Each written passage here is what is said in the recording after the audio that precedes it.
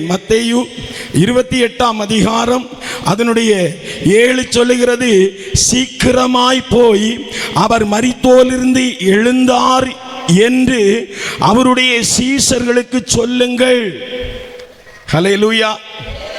இன்னைக்கு எத்தனையோ பேர் குணமாக்கப்பட்டிருக்கிறோம், எத்தனையோ பேர் விடுதலையாக்கப்பட்டிருக்கிறோம். இயேசு கிறிஸ்துவினால், கர்த்தராகிய தேவனாலே நாம் விடுதலையாக்கப்பட்டிருக்கிறோம். எத்தனை பேருக்கு போய் சொல்லி இருக்கிறீங்க? ஆண்டவர் உயிர் தெழுந்த உடனே அவர் உயிர் தெழுந்தார் என்று சொல்லுகிற அந்த சுவிசேஷம் சொல்லப்படணும்னு அங்கே சொல்லப்பட்டிருக்கிறது. எத்தனை பேர் சொல்லப்பட்டு நீங்க சொல்லிட்டு இருக்கீங்க?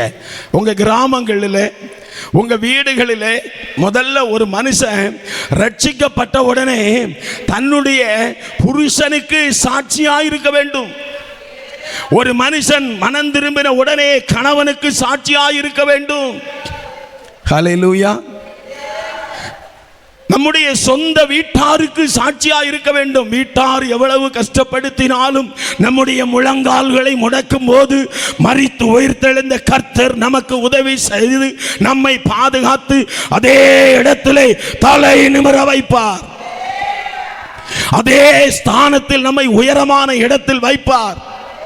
அன்பான தேவனுடைய பிள்ளைகளே, உயிர்த்தெழுந்த ஆண்டவர் முதலாவது ஆண்டவர் நிறைய காரியங்களை செய்திருக்கிறார்.